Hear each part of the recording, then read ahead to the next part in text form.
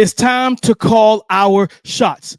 Which position group in the 2025 NFL draft class has the most talent that we've seen in a few years? We're going to discuss this and more coming up next.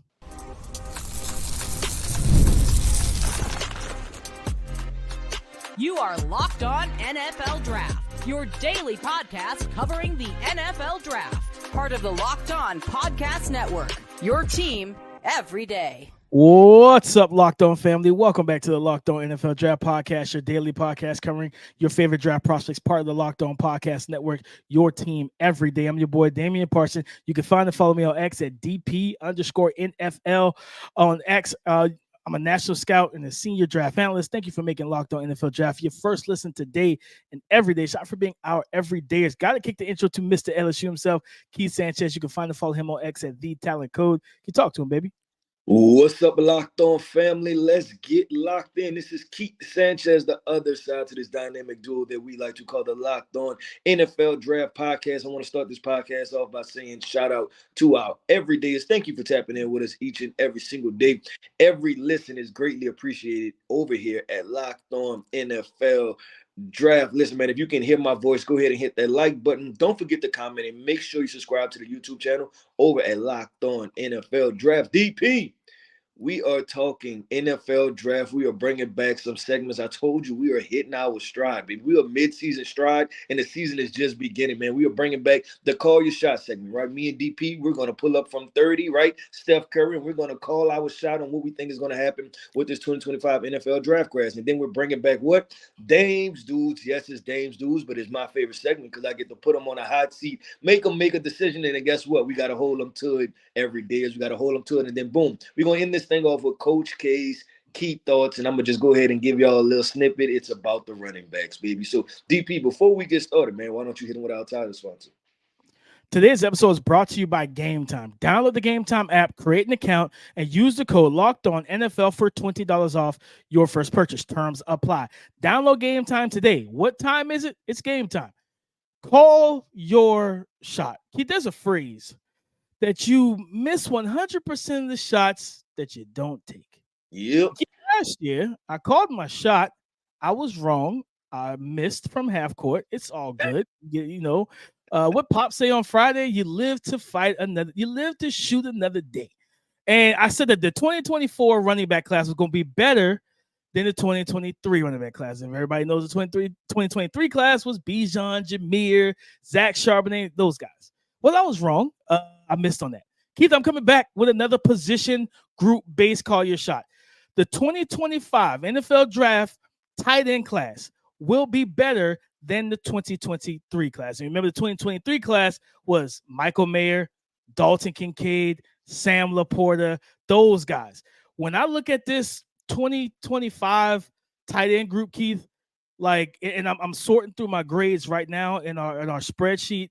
For those who don't know, Keith, this class to me is loaded at the tight end position. Colston Loveland, Luke Lachey, Tyler Warren, Oscar Delp, Jake Brenningstool, Jack Velling. That's 6 tight ends that have at worst a day 2 grade, Keith. And I believe, and I'll throw in a couple guys too. DP Mason Taylor, LSU, if he declares really, really good tight end, right, and that no one's talking about, but he'll be able to show. So I guess week 1 they play against SC, and that's 2 teams where defense is not their strong suit right now. So my guy can put up some yards definitely. At least from 2023, it wasn't. LSU typically has defenders and they do a good job. Last year we don't know what happened, but with this tight end class, man, like you said, Mason Taylor, and I know there's others that I haven't gotten eyes on yet. It could be anywhere from 6 to 10 guys. RJ Maryland we talked about on Monday, Keith. This tight end class has so much talent. You got a variety of skill sets with an RJ Maryland. He could be that move tight end, like that Isaiah Likely, where he's like a big wide receiver, split out wide, split into the slot. You got guys like Jake Brenningstool, who's also another big body receiver. Remember Jarrett Wiley, who went to the Kansas City Chiefs, who I think it was like a 3rd round, 4th round pick somewhere in there. And he's supposed to be their tight end 2 entering the season, if I remember correctly, from training camp in the preseason. Similar skill set to that, where you want to see him improve as a blocker, but as a pass catcher, he can get it done because he's a former high school big body receiver. Luke Lachey coming off of the injury over at Iowa. What is Iowa? Tight end U. So yes, for me, the 2025 tight end draft class is going to be better than the 2023 one, and that one had a lot of talent in it as well. Yeah, I'll throw one other name in there real quick, DP. Benjamin Urasek. We haven't talked about it. Transfer from Stanford, is now at Georgia, right? Had really good numbers, I think, for the 2021 and 2022 season. 2023 dipped off, but obviously that was with the departure of the quarterback that was at Stanford. I can't remember his name. I think he's with the Eagles. Tanner McKee. And with the departure of him, right, his numbers kind of dropped, but now he's at Georgia, so that's another expectation. One more real quick, kid, before you get to your call your shot. Kid at Utah, who's supposed to be tight end one when Dalton Kincaid was there, Brent Keithy. He returned for the season. You got the, Uncle Rico, old man, Cam Rising over there at quarterback for his 19th year in college football, and he's going to be throwing the rock to him. I'm telling you, this tight end class, it could be, as the kids say nowadays, one of them ones, Keith. One of them ones, baby. Okay, let me tell you this. My call your shot might be one of them ones, DP, and I'm going to go with there will be 4 quarterbacks drafted in the first round of the 2025 NFL draft. And I'm going with this. I'm playing the odds, DP, right? I'm playing the numbers, right? And the numbers is that we have so many known quarterbacks, right? I think DJU may have potentially kind of pushed himself out of this conversation, right, with the week 0 performance. But there's so many other quarterbacks, right? And on, like, let's say on average, right, there's one quarterback that emerges out of nowhere. So let's, it's going to be one guy that pops up. Like it was, 1 year, right, it was Kenny Pickett. 1 year it was Joe Burrow, right? Last year was Jaden Daniels. It was Jaden Daniels, JJ McCarthy, and kind of Bo Nix, right?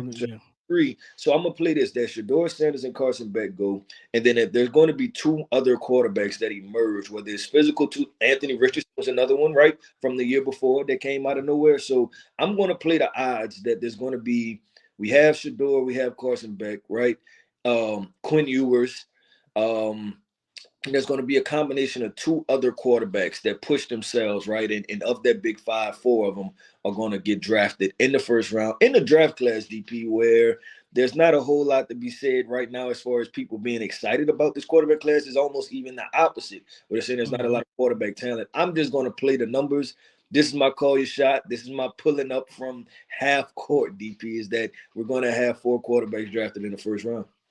Keith, if this is your Steph Curry Olympic shot over 2-3 defenders, that I gave you the assist, because I'm doubling down on that. I absolutely think you're right on that. That we're going to see 4. I think at minimum we could see 5. No one predicted that we were going to get 5 in the top 12 for the 2024 class, right? Last summer it was Drake May and Caleb Williams, and we'll see what the field does at the end of the day. I'm gonna say another reason why too, DP, and I haven't said this yet, but this draft class early on for me is not as strong as maybe the past 2 or 3 classes. I don't know if you feel the same way, but I felt confident, a lot more confident with the top 10-ish to 15 at this point last year and the year previously, right? Like the superstars. Like we knew Marvin Harrison Jr. was a, like without a doubt, Caleb Williams was a without a doubt type guy, right? Like I don't know how many without a doubt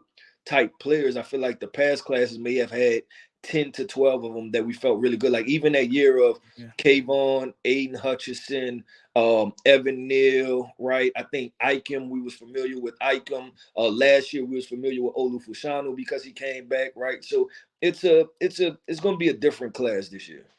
No, I agree. It's not. This class has a lot of developing to do in the 2024 college football season. There's a lot of developing for guys to match the summertime hype, right? And I agree with you on both fronts. I think we get 4 QBs at minimum. We might get 5. And I'll throw real quick, Keith, before we even transition, teams that we could be looking at that needs quarterbacks in the 2025 NFL draft class: the Pittsburgh Steelers, potentially the Dallas Cowboys. I think they get a deal done with Dak, but we don't know. The Dallas Cowboys, the New Orleans Saints, but maybe Spencer Rattler takes that job midseason and doesn't look back. The Las Vegas Raiders, without a doubt, will need a quarterback. The New York Jets, because Aaron Rodgers can't play forever, and the New York Giants. Those are teams, 5 to 6 teams that could absolutely be taking the quarterback in round 1 in 2025. Yep, 100% with DP. Let's keep this thing going and flowing. Like I said, to one of my favorite segments. No, my name is not on it, but guess what? It's my favorite segment. That is Dame's Dudes, because I get to put him on a hot seat. Give him a list of players, man. See if he's going to let them in the club of Dame's Dudes or he's kicking them out. We're going to talk about that coming up next. Today's episode is brought to you by Gametime. Gametime now has a new feature called Gametime Picks that makes getting tickets for your favorite live events even easier. Gametime Picks filters out the fluff to show you only incredible deals on great seats so you don't have to waste time searching through thousands of tickets. And right now, Gametime has a 50% off Labor Day offer for the Diamondbacks and Dodgers game. Okay, so guys, understand something. Gametime is something you want to use. It is a product, it's an app you gotta dive into. They have seat views from all the seats in the venue. So before you purchase your ticket, you know what vantage point you will have. Also, they have lowest price guarantees, event cancellation protection, job loss protection, and more. So take the guesswork out of buying tickets with Gametime. Download the Gametime app, create an account, and use the code LOCKEDONNFL for $20 off your first purchase. Terms apply. Again, create an account, use the redeem code LOCKEDONNFL for $20 off. Download Gametime today. What time is it? It is game time. It's been a while since we've done Dame's Dudes, where I sit down, the seat gets a little warm because Keith throws out 5 names at me that I got to decide, are they in the club or should the bouncers take them to their cars? Keith, let's go ahead and get it popping. Yep, let's roll. We're going to start off with my guy from the Bayou Country, Mr. Harold Perkins. Is he a Dame's dude or not? Right now, Keith, no. I like Harold. I like him a lot, the athletic profile, the pass rush ability. But I think we talked about it the other day, Keith, like an episode or 2 ago.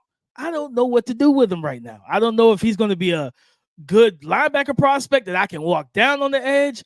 I don't know if he's going to be just a DPR that kind of like that's James Houston, the kid from, I think it was HBCU that plays for the Detroit Lions, who had like a couple of 2 years ago, I think he had a really good season that kind of burst out of nowhere for that team opposite of Aiden Hutchinson.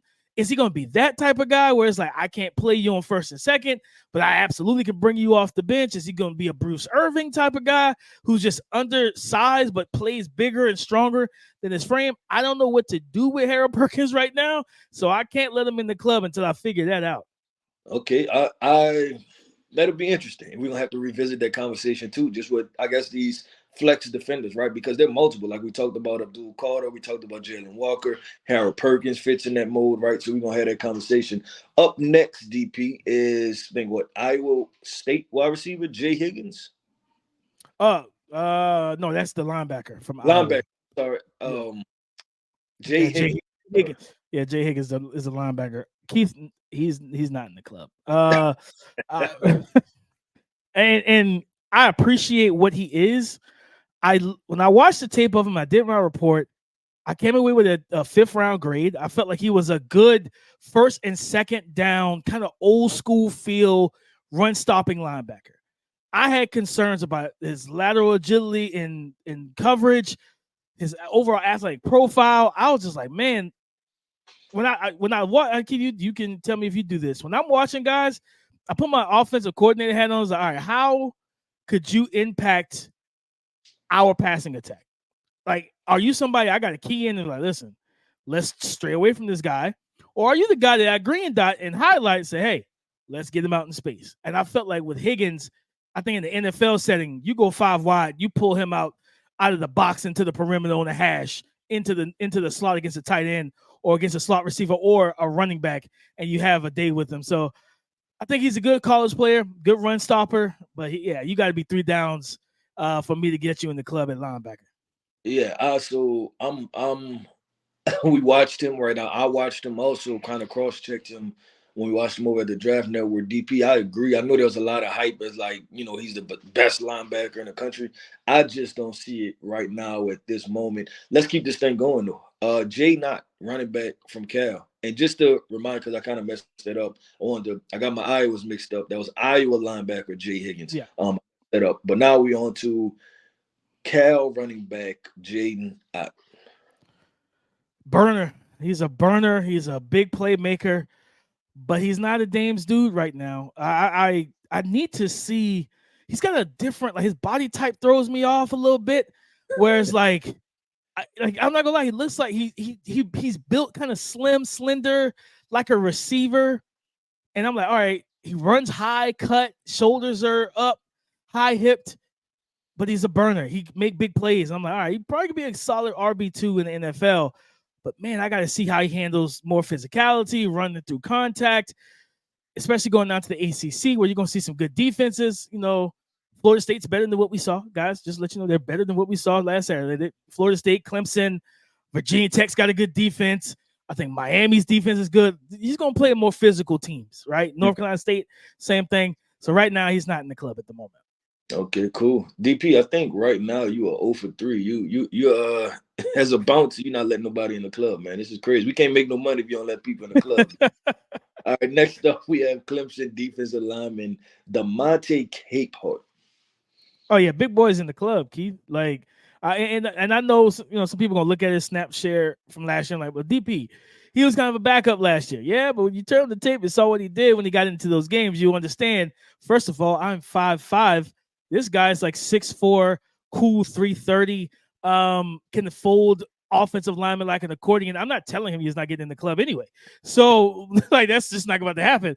But I gave him a second round grade off of just him, like the snaps he got in games mixed in with the starters, and now he's supposed to be one of their key cogs on that defensive line. I'm gonna tell you right now, Keith, we're gonna get into this game later on in the week. That Georgia Clemson game, Trevor Etienne, God bless. I don't know how you're going to run against the projected front four that is on that Clemson D-line. Gametime Capehart is a beast on the interior, and I'm excited to see him as a full-time starter in 2024.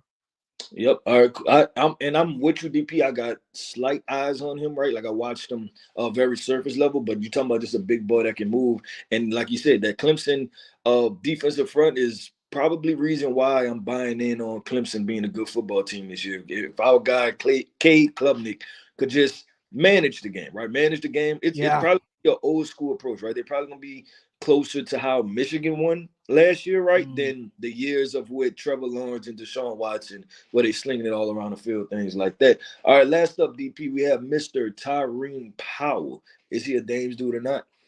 Yeah, he's a Dame's dude. I like this kid, Keith. The line, one of the linebackers from Rutgers. They had two, Muhammad Torre, who recently tore his ACL for a second time. I don't know if it's the same ACL or the opposite, but I really liked him. I gave him a second round over summer scouting. But Tyreen, 6'4", almost, I think he's like 6'3", in between 6'3" and 6'5", 240 pounds, athletic mover.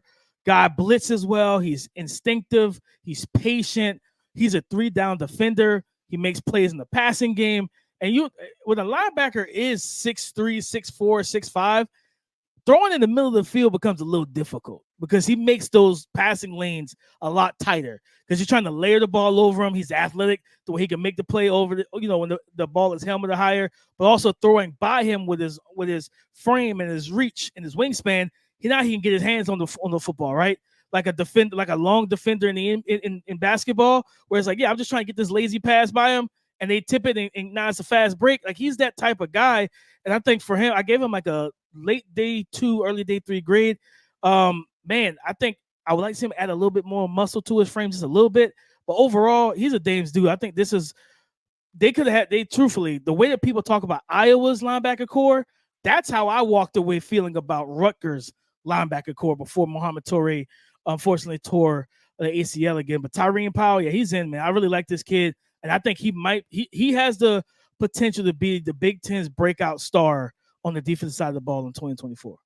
I like that. I'm gonna have to get eyes on them, DP. And I agree with you with that statement, just the Rutgers linebackers, right? That they were a lot more talented than what the hype was, right? And it's probably because they over there in the northeast corner, right? And what this nobody's watching Rutgers like honest. Like if you tell somebody to watch Rutgers, they're like, "Do I have to?" Nobody's trying to watch Rutgers, but they're good. They got draft prospects. Well, guess what? DP watches Rutgers, baby. That's how he's able to tell you about these Dames dudes, man. And listen, we started off ice cold as far as letting people in the club, but we finished off the night with a good night. Got a couple people in the club. But DP, we are on to Coach K's key thoughts, and like I told you, it's about those running backs. So stay tuned.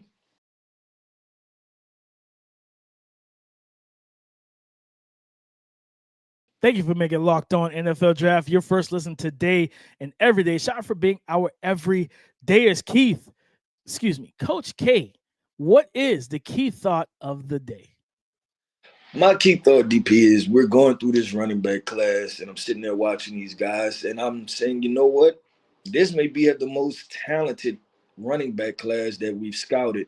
So I'm gonna say that this running back class is even better than the running back class with Bijan and Jameer Gibbs. That's my key thought. Now, listen, do I think there's a Bijan and a Jameer Gibbs in this class? No, but when you take Quinshawn Judkins, you take Ollie Gordon, you take Omarion Hampton, you take a Donovan Edwards, you take a RJ Harvey, you take a Phil Maffa, you take a Trevor Etienne, DP, and I know I'm missing names. I think we just released our top 100 over at the Draft Network, and I believe we had 11 or 12 running backs in the top 100. Nicholas Singleton from Penn State, like in this, that's how talented this class is. So that's my key thought, is that this will be the most in depth or the deepest running back class that we've had in the last 5+ years. No, and Keith, and it's crazy because, like you said, like there might not be a Bijan or Jameer. Those two were top 12 picks both, right? But then you had Zach Charbonnet in round 2. You had Kendre Miller in round 3. Tajay Spears, who was slated to be either the starter or co-starter. He was selected in round 3 as well for the Tennessee Titans. Devon Achane, who ran for 900 yards and like 75 carries or whatever it was in 2023. So, yes, like you are 100% correct. This class is loaded. And I remember, when we were going through summer scouting, and I told you, I was like, man, I think I got like 15 running backs from just a Big Ten graded like within the first 4 rounds. Like guys who may not be stars, but potential starters. I didn't have any running backs in my region. I'm like, DP, I can't find one. And so this is the funny part, though, is that even those programs that are traditional powerhouse running back programs, like you think about it last year, Jonathan Brooks kind of somewhat came out of nowhere, right, for us. So you think about Texas, right? Who's going to be their starting running back? You think about Alabama, who's going to be their starting running back? You think about Georgia. I mentioned Trevor Etienne, but they also have, is it Brinson, I believe? Branson. Branson, yeah, and I think he should be a junior this year. I believe. I think he's draft eligible. And you still have other programs. Florida, right? I know they have Montrell Johnson, but it's going to be someone else that takes over, right, with some more speed and explosiveness. So there's traditional running back programs, DP. That still. Can we get our guy Raheem Sanders, right? Does he get back, to where he was playing when he was with Arkansas? So it's a lot of teams out there, DP, with running backs that can play well. Tennessee has a running back also. I know, so it's a lot of teams out there. So I think we have a lot, and there's still a lot more to emerge. No, 100%. Like this is, I don't know if I've scouted a class like a running backs where it's like this deep of just talented dudes. Whether you got your role specific guys who could be the third down, like change of pace guys, catch the ball at the backfield. You got your big body guys like Phil Maffa at 6'1", 6'2", 230. Ollie Gordon is 6 foot, 215, 225, somewhere in there. Like Quinshawn Judkins, who's like 5'11", 215. Ashton Genty, Kyle Monungai. Those two dudes look like twins because they're built the same, just two different. You got red and blue, Rutgers and Boise State. You got running backs all over the country right now that are toting the rock at a heavy clip and that are making plays, man. And I love this class of running backs. Me too. It's one of those things where you're sitting there like, man, like, okay, which guys should say that they're gonna come back, right? So that way maybe they should try their hand at next year, right? Because it's right. probably that type of I don't want to say manipulation, right? But like, I guess thought process to, okay, how do I get drafted the highest? Because I think at some point there is going to become a supply and demand issue, right? Like there very well may be a team that says, hey, do we take Ashton Genty because he's the bigger name in the top of the second round, or do we wait to take your guy from Rutgers, Kyle Monungai? Do we wait to take him in the 4th round if we can get good value on him, right? Like that's going to be some real conversations. And if you're a Kyle Monungai, right, like it's like, hey, I'd rather y'all take me higher, right? I don't want to be taken as that guy's. It's gonna be fun, DP. Just all of those guys, and then we talked about it from a size perspective. There's some big backs like Quishon Judkins being 220 pounds is a plus. Ollie Gordon being 225, 230 pounds, right? And then we also have Omarion Hampton, who's built like a straight out unit, right? That can tote the rock too. So He's built it's like not, Nick Chubb to me. Like yeah.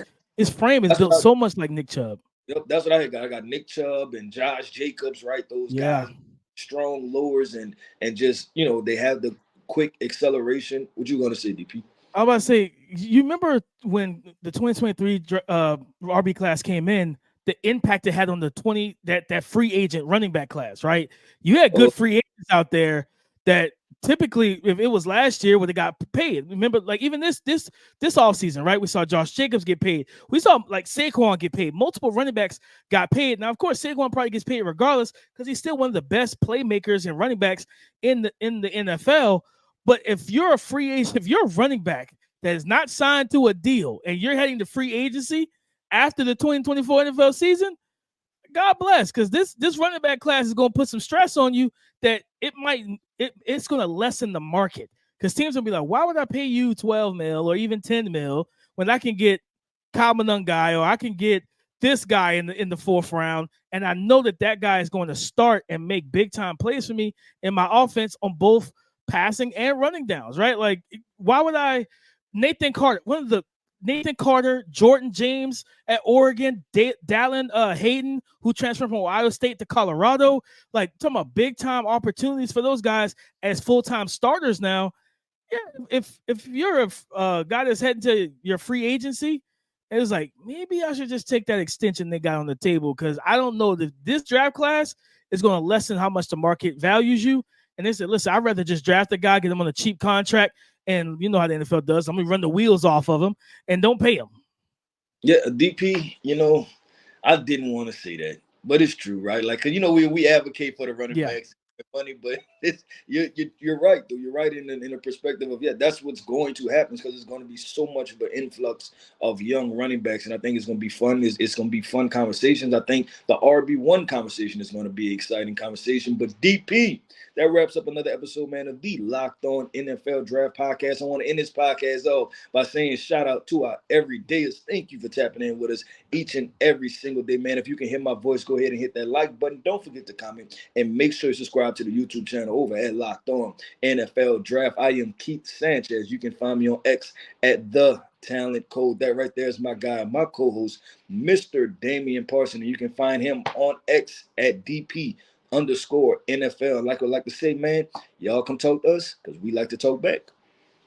Go subscribe and follow for free on YouTube, wherever you listen to podcasts to get the latest episode as soon as it is available. Thank you for making Locked On NFL Draft your first listen today and every day. Shout out for being our everydayers. On tomorrow's episode, we're getting into, I said it a day early, Keith. I had my days mixed up yesterday at the end of the show. But we're getting it. We got Thursday Night Football tomorrow, not the NFL. We got a whole slate of games in college football. North Carolina versus Minnesota. You got Colorado versus North Dakota State. So we're going to get into the prospects that you need to watch, the big name guys, sleepers, X factors, all that on tomorrow's show. So come and join the conversation again tomorrow on the Locked On Podcast Network. Your team every day.